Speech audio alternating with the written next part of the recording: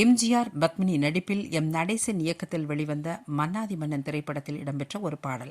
மன்னாதி மன்னன் திரைப்படத்தில் கதை வசனத்தை கண்ணதாசன் எழுத அந்த படத்திற்கான பாடலையும் கவிஞர் அவர்களே எழுதினார். அதில் ஒரு பாடல் சவாலான பாடல். அந்த பாடல் இயக்குனரும் தயாரிப்பாளருமான நடேசன் அவர்களுக்கு பிடிக்கவில்லை. வேறொரு கவிஞரை வைத்து பாடலை எழுதுவோம் என்று அவரிடம் கேட்கிறார். கண்ணதாசன் அவர்களும் சம்மதித்து மருதகாசியை வைத்து எழுதுவோம் என்கிறார். மருதகாசியிடம் சென்று இந்த படத்திற்கான ஒரு பாடலை தாங்கள் தர வேண்டும் என்று கேட்க மருதகாசியும் மிக அற்புதமான ஒரு பாடலை தருகிறார். அந்த பாடல்தான் அந்த படத்தினுடைய பிரபலமான பாடல் ஆடாத மனமும் உண்டோ என்ற அந்த பாடல். இந்த பாடல் மூலமாக கவிஞரின் உள்ளமும் குளிர்ந்தது.